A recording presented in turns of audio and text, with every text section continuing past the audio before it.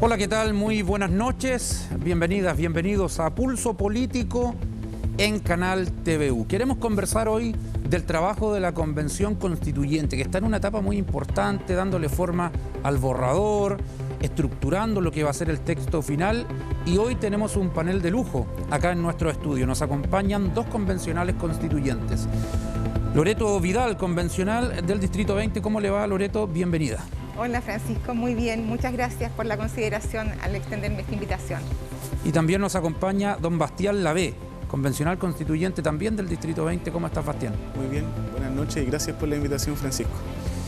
A ver, harto que hablar y la idea es explicarle a la gente que nos está viendo lo que ha sido el trabajo de ustedes, lo que fue la gira Antofagasta. Están acá en nuestra zona. A ver, Loreto, ¿es un tiempo de para? ¿Tienen que viajar después? ¿Por qué están acá? O sea, mira, lo que pasa es que nosotros de manera formal, digamos, siempre habíamos pensado en mantener el vínculo lo más cercano posible a nuestra comunidad. Eso a través de las semanas territoriales. Hubo un momento en que el trabajo en las comisiones, la deliberación propiamente tal en el Pleno, nos hizo de alguna forma tener que postergar las semanas territoriales. Entonces, este momento es trabajo territorial, acercarnos a nuestra comunidad, poder informar el trabajo que ya estamos cerrando y por supuesto que todavía quedan algunas fases del proceso que nos van digamos, hacer que tengamos que retornar porque hay todavía algunas votaciones que llevar a cabo posterior al trabajo de armonización. ¿En qué va a consistir el trabajo territorial, básicamente? Tenemos una agenda, pero plenísima, así como de, mira, mañana, bueno, parten... Copadísima, todos los días prácticamente. Todos los días vamos a recorrer nuestra zona, tenemos reuniones con nuestras comunidades, con grupos que nos han pedido también apoyo, digamos, para poder explicar, ¿no? E informar de qué se trata esto.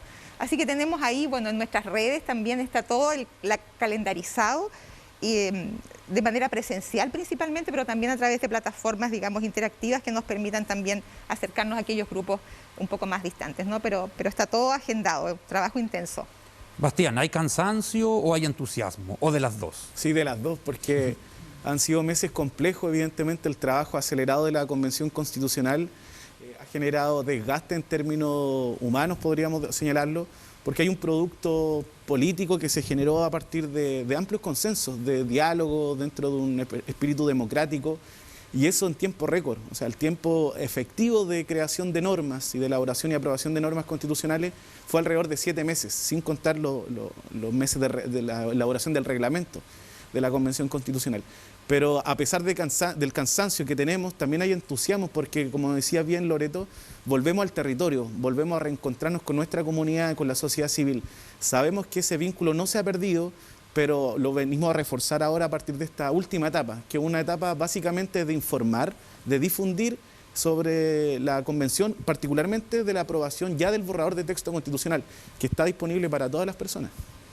¿En qué consistió el trabajo en Antofagasta? ¿Qué fue lo que hicieron? Nosotros nos quedamos con lo que vimos en las noticias en general, lo que nosotros informamos también, pero yo sé que fue mucho más que eso. Se reunieron con comunidades, tuvieron coordinaciones también entre ustedes, las comisiones. ¿Cómo evalúas lo que fue el trabajo en el norte? La evaluación es positiva porque, al menos en términos de trabajo territorial, se hizo un importante trabajo desplegado en 3 provincias, del Loa, Tocopilla y Antofagasta. Y en ese sentido lo que nosotros hicimos y lo que trabajamos en la convención y particularmente en Antofagasta fue un despliegue pensado también en acercarse a la comunidad, acercarse a la población. Hubieron muchos convencionales a partir de comitivas de trabajo territorial que estuvieron reuniéndose con organizaciones sociales, con sindicatos, con trabajadores, en colegios, también en instituciones públicas que se acoplaron a este proceso también de despliegue territorial que existió de la Convención Constitucional y que fue parte de un piloto. Un piloto de jornadas que se van a realizar este fin de semana, hablemos de un Chile justo. Se trabajó una metodología donde el objetivo es que la gente se pueda apropiar del borrador de texto constitucional. Eso en cuanto al despliegue.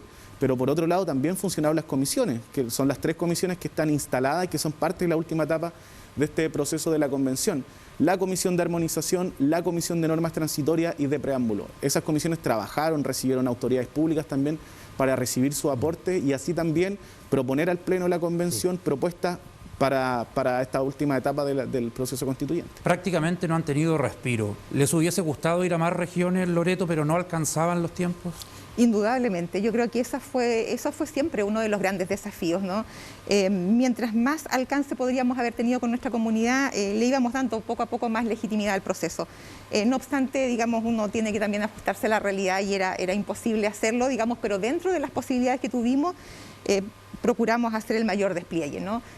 Ya sea en las salidas que tuvimos como convención en pleno, y también lo que hicimos previamente antes de esta suspensión transitoria de las semanas territoriales. Hicimos todo lo posible por realmente acercarnos a la comunidad, que sí me hubiera gustado más, sin duda, pero como decía mi abuela, a veces lo mejor es enemigo de lo bueno, entonces si hubiéramos salido más, probablemente no nos hubieran dado los tiempos claramente para cumplir con el mandato que tenemos. Estuvieron en Biobío y en Antofagasta, aparte de lo que hicieron en Santiago. No, pero hago la aclaración, sí. Eso como convención en pleno, ¿no? Pero también pleno, sí, las comisiones también salieron, ¿no? También exacto, hubo salidas de las comisiones. Tiene toda la razón, pero en pleno fueron en esas 3 grandes ciudades. El trabajo de las comisiones, para entenderlo, ¿cómo se materializa? Me imagino que ahora están trabajando. ¿Es solamente poner un orden o hay mucho más que eso? No, lo que pasa es que cuando tú, y de hecho yo creo que es súper importante señalar aquello, ¿no? Nosotros logramos un texto, un borrador, que consta de 499 artículos, ¿no? Cuando uno empieza a hojear ese borrador, uno se va a dar cuenta que tiene la estructura que nosotros nos dimos para trabajar durante este periodo, es decir, la estructura de las comisiones, ¿no? Esta forma de Estado, medio ambiente, las 7 comisiones. Ahora, ese borrador tiene que pasar, digamos, por la Comisión de Armonización para darle la estructura de texto constitucional, ¿no?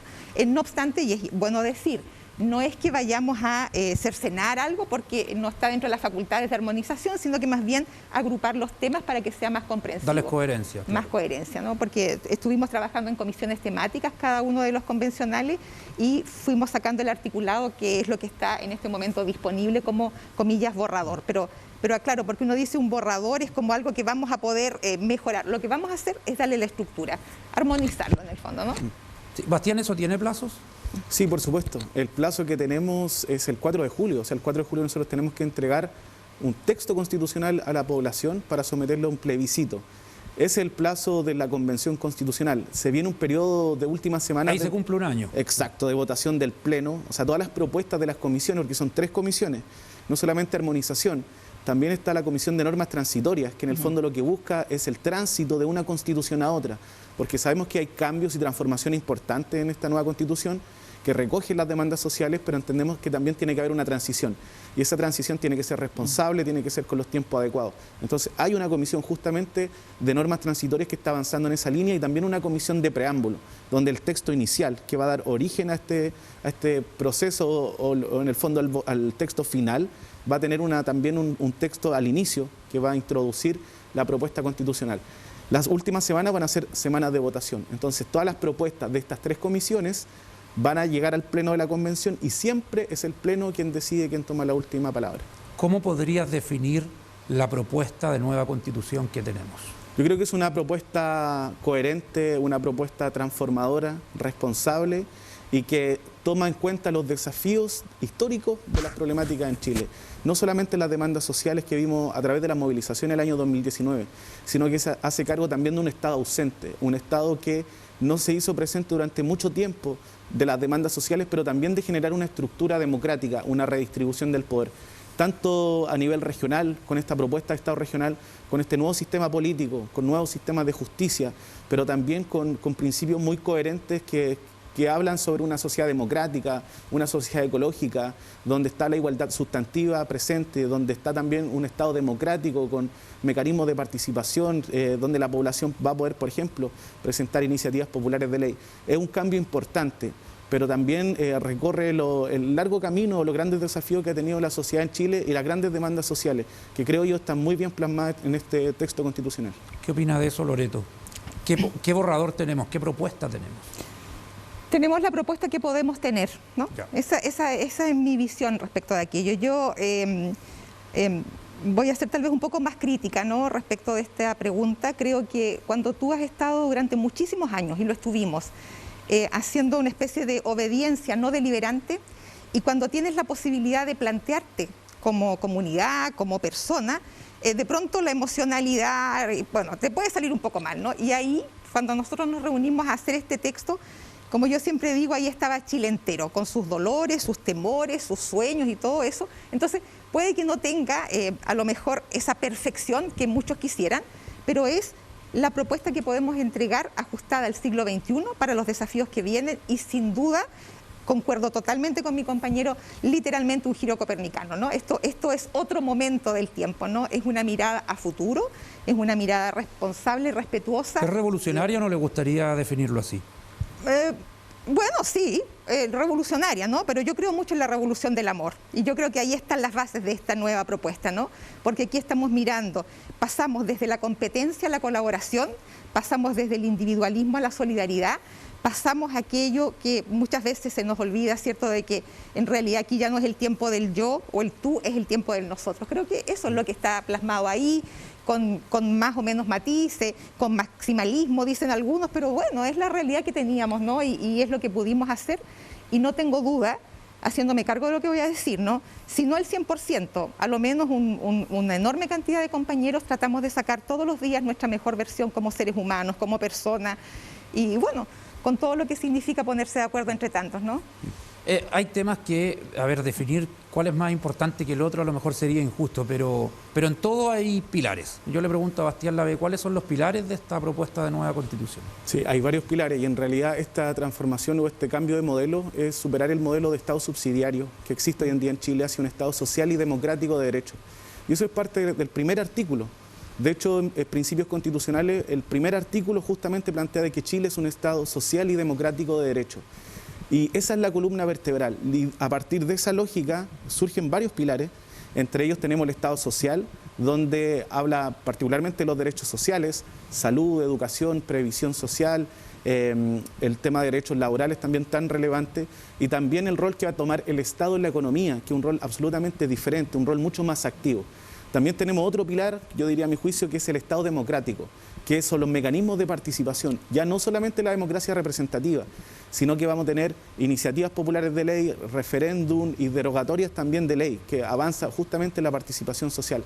Hay otro pilar relevante que es el Estado ecológico, con la participación de las comunidades, donde se establecen bienes naturales inapropiables, como el caso del agua y el aire, y también los derechos de la naturaleza, donde se establece una defensoría de la naturaleza y también la protección de los animales, que también es una de las demandas muy sentidas de la población.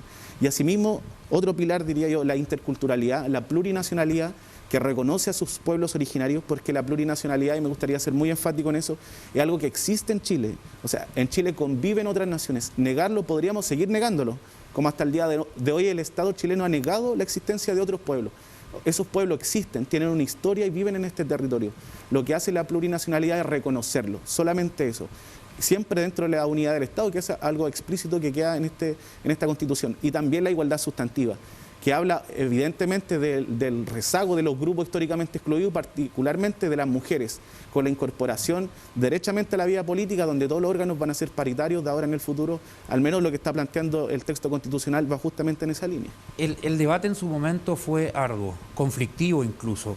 ¿Tú crees que es parte de lo que son las diversas opiniones en política, porque esto también toca lo político, o definitivamente hay personas convencionales que representaban ciertos intereses en mantener el statu quo? Por supuesto, a ver, todos representamos intereses, cada uno de sus organizaciones, de su comunidad. Cuando hay intereses económicos, cuando en el fondo hay un modelo que no se quiere cambiar, no se quiere transformar, evidentemente existen esas presiones y existe también la defensa corporativa muchas veces a través de la política de intereses económicos. Y eso quedó de manifiesto. O sea, hay un grupo de la Convención Constitucional que es evidente, no es algo que nosotros estemos descubriendo ahora, que hizo campaña por el rechazo, que durante el proceso constituyente terminó también no sumándose al debate, siguió atrincherado en una posición. Bueno, y ahora lo vemos también particularmente con noticias falsas, difundiendo información errónea o imprecisa. Eso es algo que es real, ¿sí? Es una constatación, no es una opinión. Y eso se puede ver incluso a nivel del registro de números, a nivel cuantitativo, los informes que se hacen, por ejemplo, sobre las noticias que se publican. Entonces, en concreto, evidentemente hay un grupo que permanentemente no fue parte del debate, Pero sí, la convención, sí, eso va a aclarar, hay una serie de sensibilidades políticas. Acá no hay dos grupos, hay una multiplicidad de experiencias, de vivencias. Está en pueblo originario, hay grupo independiente, hay grupo ambientalista, está parte de los escaños reservados. Entonces, hay una diversidad muy amplia y creo que, a mi juicio, esta característica le entrega ese valor importante, histórico, de que existe un órgano democrático que pudo redactar una nueva constitución a pesar de toda esta sensibilidad y diferencias políticas. Ahora, eso por un lado, los intereses en juego, pero también hay otra arista, Loreto, y quiero su opinión, el temor a lo nuevo, el temor al cambio. Si uno conversa con nuestros papás, nuestros abuelos, muy golpeados por la historia reciente de Chile, le tienen miedo al cambio. ¿Existe ese temor en los chilenos? Porque si uno ve las encuestas, gana la opción rechazo. Y estoy seguro de que la mayoría de esas personas ni siquiera ha visto el primer artículo del borrador. Pero ¿hay temor a lo nuevo? ¿El chileno es temeroso al cambio?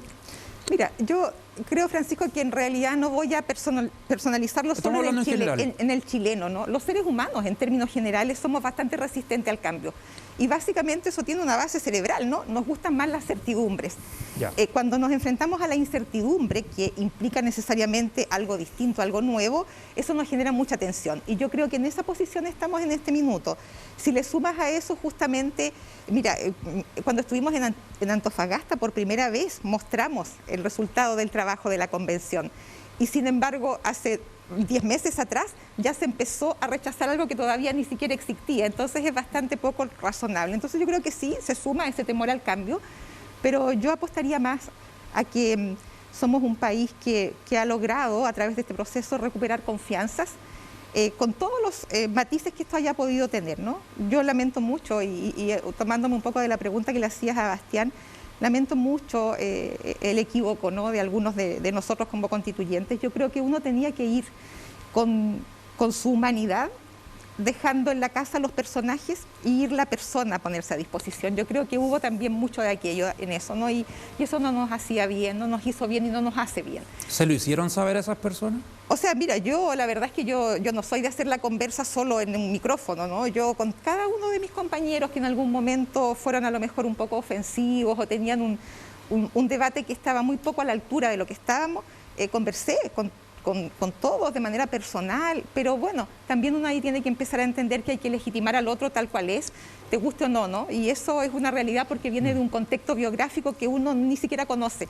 Entonces nos costó un poquitito aquello, pero yo creo que este proceso avanza bien, y más allá de las encuestas, fíjate tú, porque yo creo que, yo de hecho no soy de ver las encuestas, creo más bien que el trabajo nuestro ahora es informar, es tratar de recuperar confianzas a través de la credibilidad del proceso democrático que llevamos a cabo y de leer el texto, ¿no? Entonces, cuando te hacen una pregunta, tú vas a la norma y ahí está. Sí. Ahí está la respuesta. Loreto, ¿no? Le pregunté a Bastián cuáles para él eran los pilares de esta propuesta. Para usted, ¿dónde está lo más relevante? Bueno, todo lo que él dijo, yo creo que él lo dijo de manera excepcional, ¿no? Creo que cuando tú empiezas a mirar cosas que nunca habíamos ni siquiera imaginado, ¿no? Que tienen que ver justamente con este Estado social, democrático, cuando tenemos vivienda digna. Para mí, oye... ¿Un Estado social no es lo mismo que un Estado socialista? No, no es lo mismo. Ya, no es lo mismo. ¿no? ¿Alguien se lo puede preguntar? Sí, aquí estamos recuperando derechos sociales que de manera histórica muchos de ellos habían estado posicionados ahí como bienes de mercado. Era el tiempo de recuperar los derechos sociales, yo creo que eso es lo que nos corresponde ahora, tratar de plasmarlo, y también que nuestra comunidad sepa, ¿no?, que mira, después que aprobemos el 4 de septiembre, no viene un cambio de inmediato, ¿no? Esto es un proceso gradual, esto va a tomarnos un tiempo largo, es de largo aliento. Tú eres bastante, no, te estoy calculando la edad, pero seguro no tienes más de medio siglo como yo, 38. ¿no? Bueno, entonces, ni siquiera tú probablemente vayas a ver plasmado la totalidad, ¿no? Pero uno piensa en las generaciones futuras y yo creo que eso es fundamental.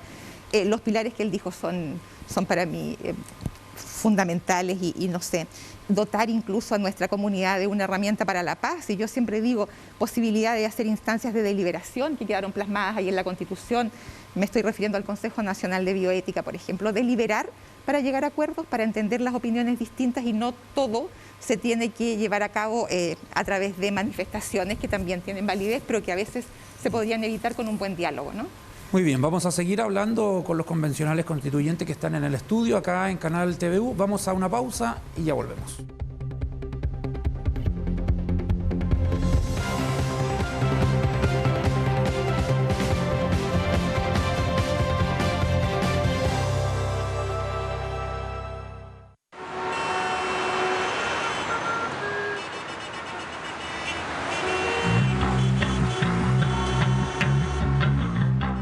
Mucho taco hoy día, no sé qué es lo que pasó, mucho taco, vengo de Coronel, pero terrible. Todos los días el problema es aquí en San Pedro.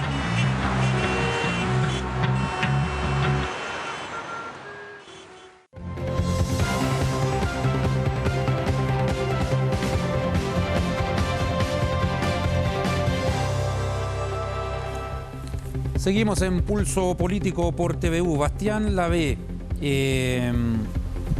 cuando hablamos, vamos a hablar de algunos temas específicos, ¿ya? De un Estado regional, ¿qué significa? Bueno, un Estado regional trata principalmente de concentrar el poder.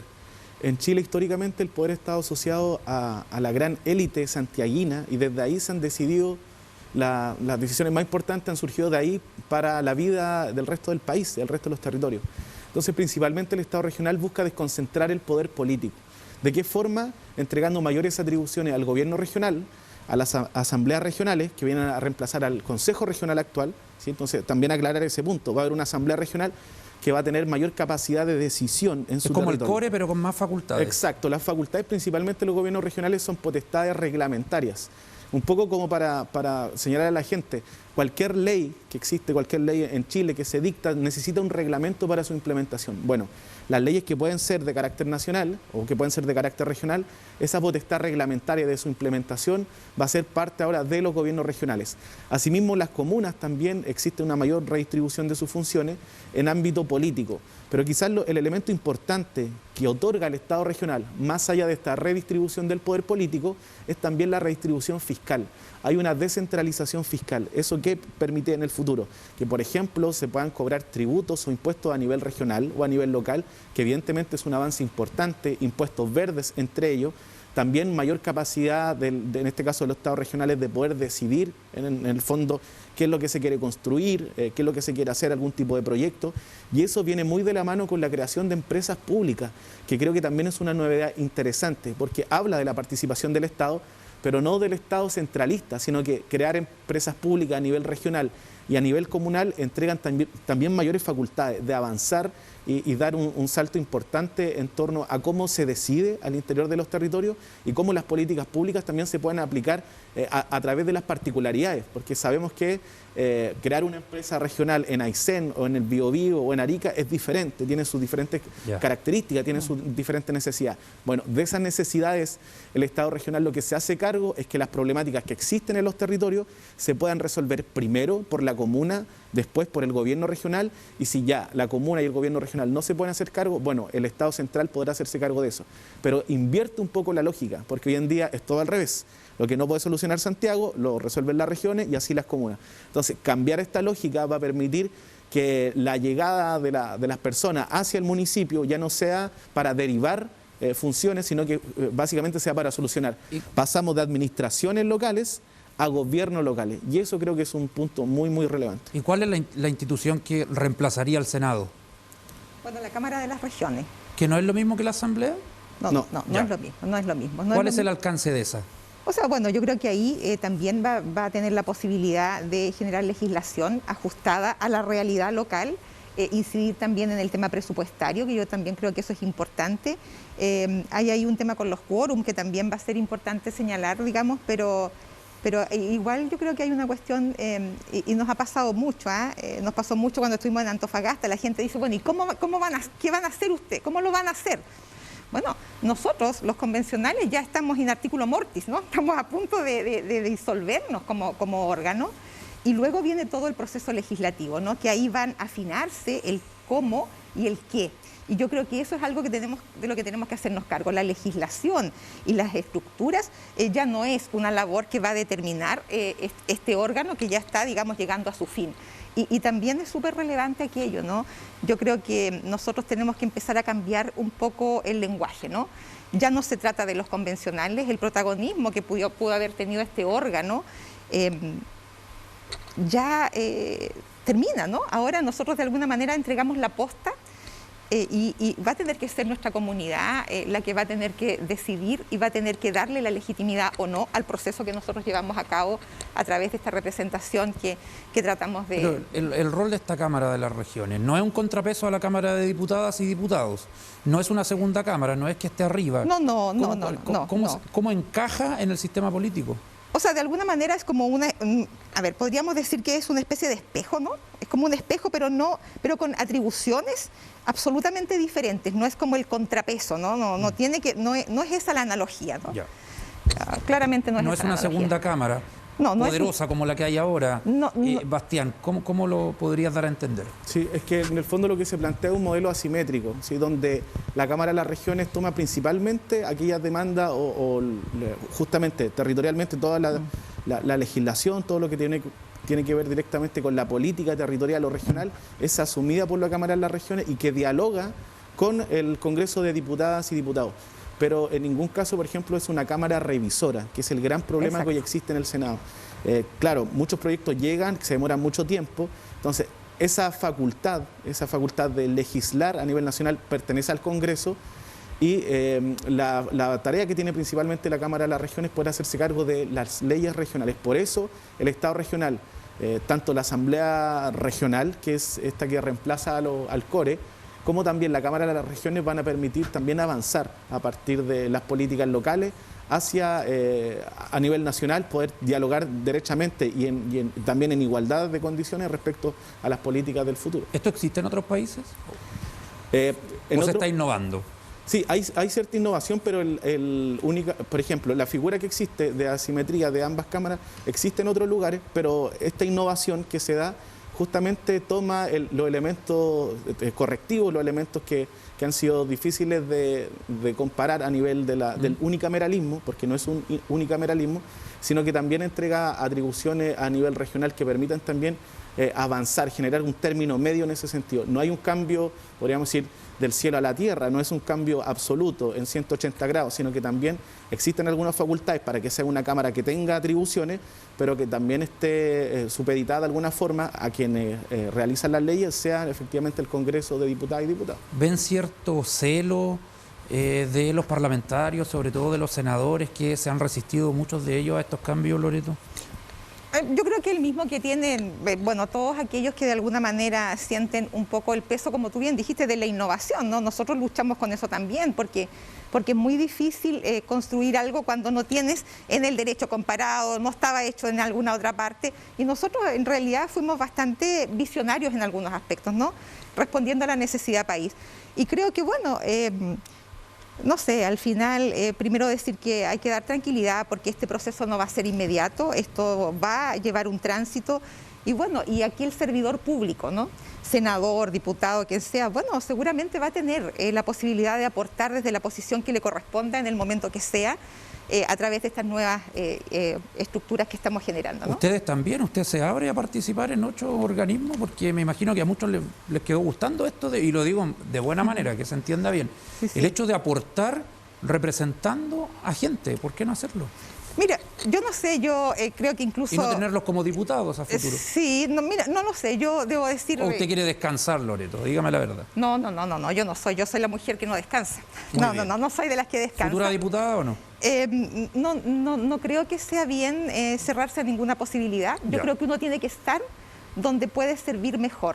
Yo tengo una vida plena en lo que hago, soy mucho del trabajo social, soy feliz con aquello, estoy dedicada a la docencia, amo todo lo que hago. Entonces, me costó enamorarme de la estructura que significó la convención, porque había cosas que en realidad para las cuales no estaba acostumbrado. No soy del mundo político formal, digamos, pero soy un animal político, claramente. Entonces, uno tiene que estar donde puede aportar y al final del día eso lo determina la comunidad, ¿no? Loreto, en materia de salud, También es bueno explicarle a la gente lo que sale en la propuesta de Constitución. Sí, se habla de un sistema universal, de un sistema público de salud. Los privados tienen temor de desaparecer, de cuál va a ser su rol. ¿Cuál es el espíritu del sistema de salud que se propone en la Carta Magna? Lo voy a decir en sencillo. Dígalo, mira, por lo voy a favor. decir en sencillo. Lisa y llanamente que no siga muriendo gente porque no tiene en su billetera la posibilidad de comprar salud. Porque así estábamos, ¿no?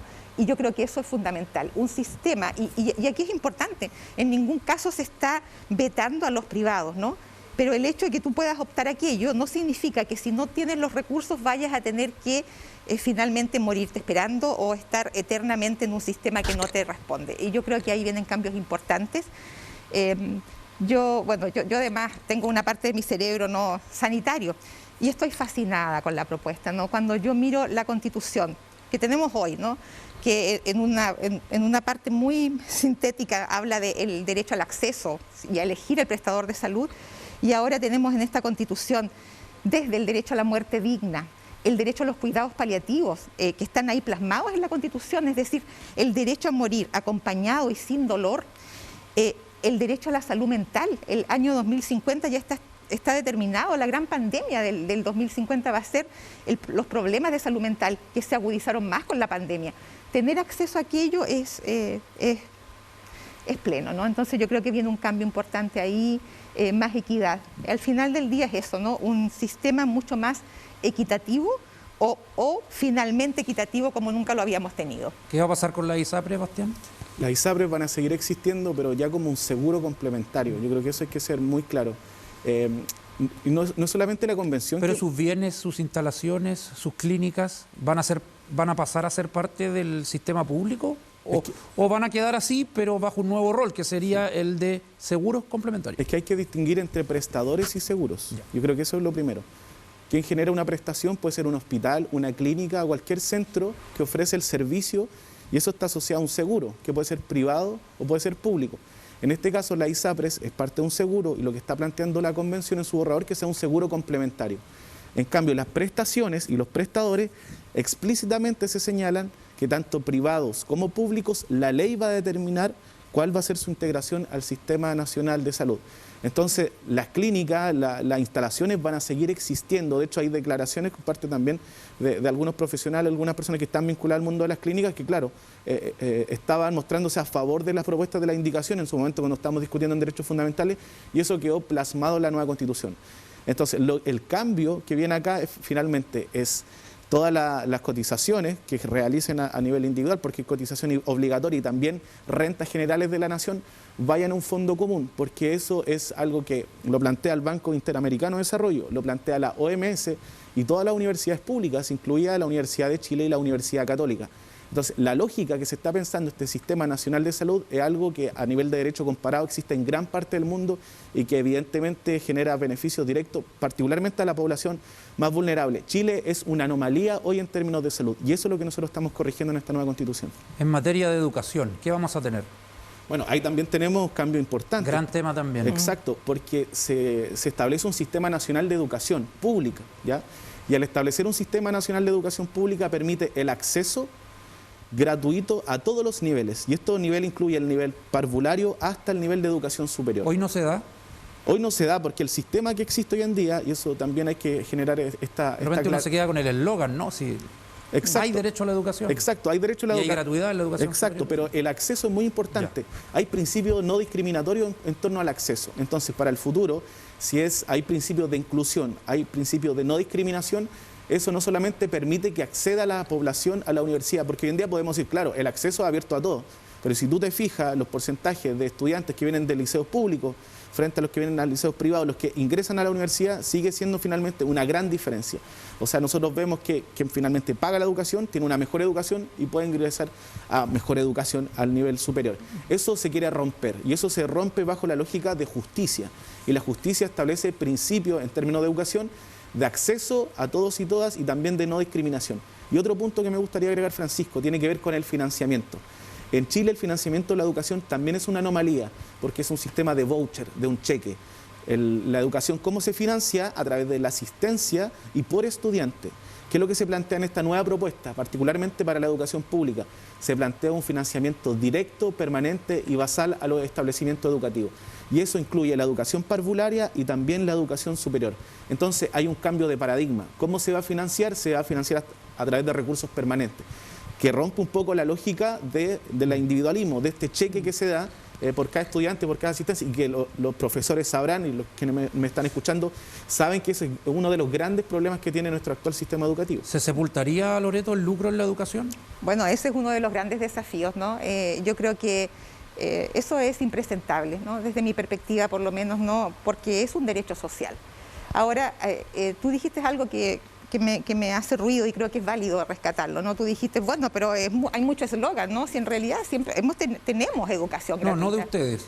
Pero Eslogan de gobiernos pasados. Eslogan, ¿no? Uno dijo, vamos a terminar con el lucro, la educación ahora es gratuita, y pasa que si uno ve punto por punto no es tan así. Correcto, pero además, fíjate que aquí hay una cuestión importante, porque efectivamente existe gratuidad en educación, también hoy, digamos. El punto es, cuando tú haces la alianza entre eso y la calidad de la educación, hay un distingo importante. Quiero citar algo que me quedó muy marcado en nuestra visita que tuvimos a Antofagasta.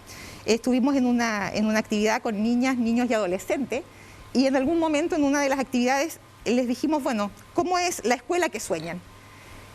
Una niña hizo un dibujo, ¿no? Y puso 2 escuelas. Y dijo, yo soy de esta escuela. En esta escuela, que es la mía, acá nosotros tenemos la posibilidad de tener clases de arte, de danza, de música, de educación física, tenemos la posibilidad de hacer salidas hacia, digamos, a terreno y en la naturaleza, y están los otros. Y los otros, que era la otra escuela, porque ella lo sabía y por eso fue ahí, ¿no? No tienen mucho de eso que ella tiene y que en el fondo permite ampliar la mirada, cambiar tal vez la perspectiva del mundo. No es equitativo para todos, y yo creo que de alguna manera el poner como centro la calidad de la educación es fundamental, y eso también viene, digamos, a resolverse de alguna forma. Que parte todo, ¿cierto? Y en algún momento generó discusión el si se iba a garantizar el derecho preferente de los padres a elegir la educación de sus hijos. ¿Qué nos puede contar de aquello? Sí, eso generó problemas desde el inicio. No recuerdo mucho que incluso nuestro anterior presidente en algún momento dijo que se estaba discutiendo de aquello cuando aún ni partíamos discutiéndolo. Yo creo que efectivamente el derecho, siempre está el derecho preferente de los padres. El punto es que pusimos principios rectores que tienen que también orientar todo el tema educativo, ¿no? Y yo creo que esa es la única diferencia, pero sin lugar a dudas los padres siempre tienen, digamos, preferencia en aquello. ¿Y sistema mixto va a seguir funcionando así, Bastián? Sí, me gustaría también tomar, porque es un punto muy importante, lo de la libertad de enseñanza. La libertad de enseñanza quedó consagrado en la nueva Constitución. Explícitamente, también al igual que muchas cosas, dice que los padres, madres y apoderados en general pueden elegir la educación que quieran de sus pupilos, de su hijo, de las personas que están a cargo.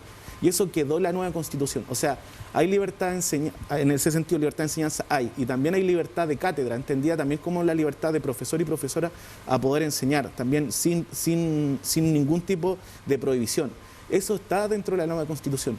Lo que no está en la nueva Constitución es la libertad de enseñanza, entendida como la libertad de emprender en la educación en torno al lucro. Y esa es la diferencia respecto a la actual Constitución, porque la actual Constitución plantea una lógica de libertad de enseñanza en términos de libertad económica. Y eso es lo que no quedó plasmado en la Constitución. Pero por supuesto que cualquier persona, cualquier mamá, cualquier papá, puede llevar a sus hijos e hijas al colegio que estime pertinente. ¿Van a seguir habiendo colegios particulares? Por supuesto que sí. De hecho, exacto. Hay una lógica que nosotros, y eso también voy a ser muy claro al señalar, lo que busca esta nueva Constitución es fortalecer la educación pública. Acá hay un deber que tenemos, porque también un deber de reparar la educación pública, que en Chile lamentablemente se encuentra en una situación muy lamentable. Eso se está haciendo a través de las normas que plantea esta nueva Constitución. E incluso habla de colegios de sistemas que sean no estatales reconocidos por el Estado. Entonces, van a seguir existiendo, van a seguir funcionando. Se nos está acabando el tiempo, y tiene que ver con eso, pero quizás en otra escala, y te lo tengo que preguntar. Nosotros somos Canal TVU, de la Universidad de Concepción, y la Universidad de Concepción pertenece al G9, y están preocupados, le entregaron una carta por algunas situaciones que se dan en el borrador. ¿Qué mensaje puedes dar tú en relación a instituciones que no son del Estado, pero sí tienen un rol público como este? Exacto. en el sentido de que hay que fortalecer la educación pública. Cuando se habla de fortalecer la educación pública se habla de todos los niveles y se habla también de establecimientos reconocidos por el Estado que no son parte del Sistema Nacional Estatal de Educación. Entonces, hay un reconocimiento, hay una labor en ese sentido. Lo que sí va a quedar determinado por la ley va a ser el tipo de financiamiento, pero hay un reconocimiento.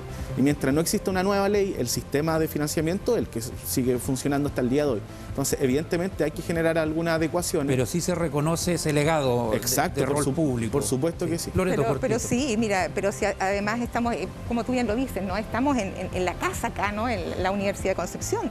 Yo me formé en la Universidad Austral, que tiene más o menos, que tiene la misma, que es análoga a en ese aspecto, ¿no? Entonces, es indudable el rol social que cumple la universidad. Por lo tanto, creo que eso no lo vamos a desconocer. El legislador, yo creo que va a hacer lo correcto para poder establecer cuáles son los puntos, digamos, que van a permitir que todo siga fluyendo. Entonces, acá no hay que... Hay que tener prudencia, ¿no? Y hay que, sobre todo, leer el texto, mirarlo en profundidad, tratar de comprender que finalmente ahí se plasmó lo que de alguna manera, y eso es importante. Esto no, cuando uno lo mira y hay tantos detractores que pueden existir, digamos, y es válido, pero todo lo que se aprobó ahí se aprobó por un quórum altísimo. O sea, 103 seres humanos nos tuvimos que poner de acuerdo para llegar a esas normas con sudor y lágrimas.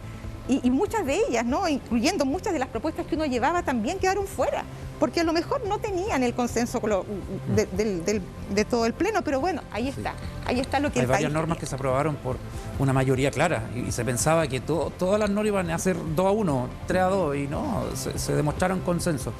Se nos acabó el tiempo, podríamos estar conversando mucho más, esperamos tenerlos nuevamente de aquí al 4 de julio, queda harto, y al 4 de septiembre también. Loreto Vidal, muchas gracias por venir. Muchas gracias a ustedes, muchas gracias. Don Bastián Lavé, muchas gracias también. Gracias por la invitación también. Suerte a ambos convencionales constituyentes actualmente, pero dice que ya eso está quedando en el pasado, quizás van a tener otro rol más adelante en la representación pública, ¿por qué no? Muchas gracias a ustedes por su compañía, hasta el próximo lunes.